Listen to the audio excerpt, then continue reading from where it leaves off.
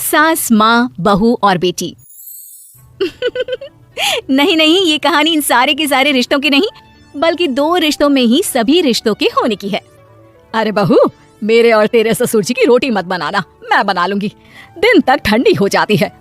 बहू जो कि एक वर्किंग लेडी थी। नहीं नहीं माँ जी, मैं अच्छे से कपड़े में लपेट देती हूँ ना, आप क्यों मेहनत करेंगी, माइक्रोवेव में गर्म कर लेना। अरे नहीं बहू, मेहनत मत कर, वैसे भी ऑफिस में कम मेहनत होती है क्या, जा रहने दे। लेकिन बहू मानती नहीं, वो सास ससुर की रोटी बना कर ही जाती है। दोपहर में खाने के वक्त ससुर जी कहते हैं, अरे बहू को रोटी बनाने के लिए क्यों मना कर दिया, क्या हो गया, ठंडा ही तो खाते आए हम लोग हमेशा से। अरे वो क्या है ना, सुबह ऑफिस जाती है, घर का सारा काम करने में वक्त लग जाता है, अरे थकती है वो अलग, तो मैंने सोचा बहाने से ही थोड़ा कम काम करवाऊं। ससुर मुस्कुरा रहे होते हैं। ये तो अच्छा है, बहू को समझना जरूरी है। वक्त बीत रहा था, घर में सब खुश थे कि एक दिन, माँ जी आप शाम को थोड़ा टहलने निकला करें, घर पर रह रहकर हड्डियां जाम होती है, पापा को भी ले जाया करिए, मैं वक्त पर तो आ जाती हूँ। बहू ठीक 5 बजे ऑफिस से घर आ जाती है। फिर चाय नाश्ता बनाकर सास ससुर के साथ बैठती, उन लोगों को सारा दिन का हाल बताती। रात को पति घर आता है। क्या बात है बेटा, ऑफिस से आकर कभी हम लोगों के साथ भी बैठा कर। अरे माँ, दिन रात काम करके मन ही नहीं करता, अगले दिन की फिर तैयारी होती है, आप और पापा ही कमरे में आ जाओ। इससे अच्छी तो बहू है, कितना भी थकी रहे, घर आकर हम लोगों के लिए चाय नाश्ता बनाना, फिर बातें करना। बहू ना होती तो हम बुढ़ा बुढ़िया तो बैठे ही रह जाते। सास और ससुर अब बहू के कहने पर शाम की सैर पर निकलने लगते हैं। सास की कई सहेलियां बनती है तो ससुर को भी कुछ बुजुर्ग लोगों का ग्रुप मिल जाता है। कैसा रहा सहेलियों के साथ शाम का वक्त? हम लोगों ने तो भाई खूब योगा किया। अरे हम लोगों को गप्पों से फुर्सत ही नहीं होती। वैसे मिसेस मल्होत्रा आज बहू के बारे में कुछ बोल रही थी। तभी वहाँ ऑफिस से बहू आ जाती है जो जींस और टॉप में होती है। क्या बात है माँ, क्या कह रही थी आपकी सहेली आपकी बहू के लिए?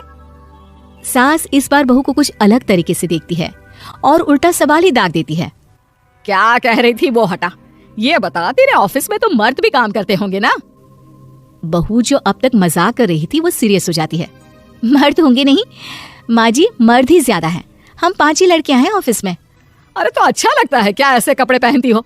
कल से तुम ना साड़ी पहनकर ऑफिस जाना, और हाँ शाम का नाश्ता थोड़ा जल्दी बनाया करो, नाश्ता बनाकर बाद में ही ऑफिस के कपड़े चेंज करने जाना। बहू को समझ में नहीं आता कि सास को हो क्या क्या है, लेकिन वो कुछ नहीं कहती, सीधे किचन में जाकर चाय नाश्ता बनाती है और सास ससुर को दे देती है। अगले रोज बहू ऑफिस के लिए तैयार होती है तो खूब सुंदर सी साड़ी पहनती है और ऑफिस के लिए निकलने से पहले सास और ससुर के पैर छूती है और निकल जाती है। क्या बात है, आज मेधा के ऑफिस में लग रहा है कोई फंक्शन है। अच्छा, पता नहीं, मुझे तो बताया नहीं, वैसे तो सारी बात करती रहती है। अरे देखा नहीं कैसे साड़ी पहनकर जा रही थी? अरे वो तो मैंने ही बोला है उसे। अरे अच्छा लगता है क्या रोज रोज ऐसे सूट या जींस में जाना?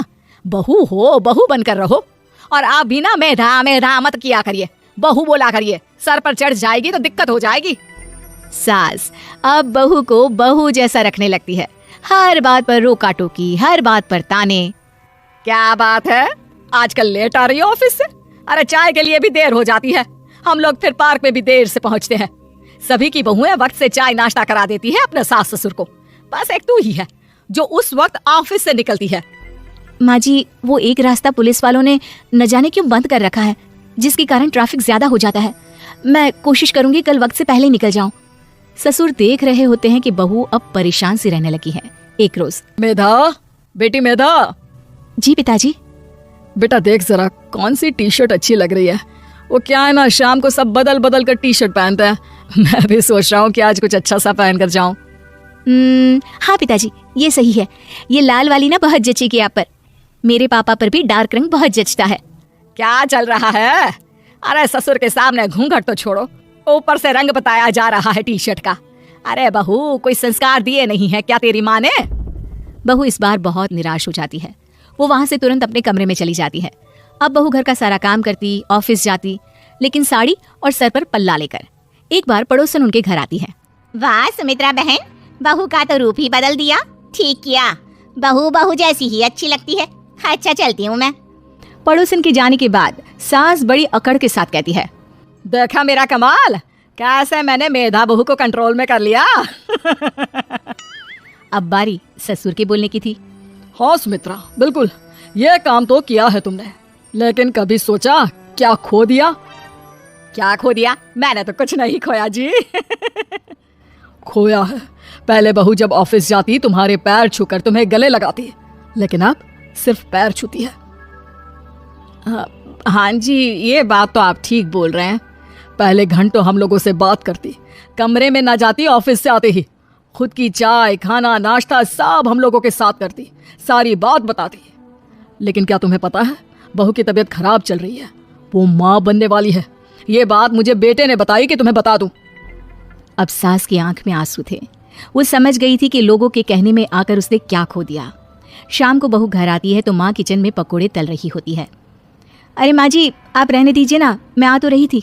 अरे नहीं, जा तू चेंज कर ले, मैं नाश्ता और चाय टेबल पर ही लगा रही हूँ मेधा। सास के मुंह से अपना नाम सुनकर बहू को बहुत अच्छा लगता है। माँ जी, कोई गलती हो गई है क्या? मेरे होते हुए आप काम करे, ये ठीक नहीं है। संस्कारी और समझदार बहू सास को माँ समझती है, लेकिन सास की बेवकूफी उसे सास ही बनाकर रखती है। बहू, मुझे भी थोड़े संस्कार और समझदार बनने का मौका दे, जिससे मैं भी बहू नहीं बेटी को देखूं तुझ में। और हाँ, मेरा होने वाला पोता क्या कहेगा कि दादी ने तो मेरी माँ को बहुत परेशान किया। बहू सास को गले लगा लेती है। नहीं माँ जी, वो कहेगा कि माँ को तो दादी ने बेटी बनाकर रखा है।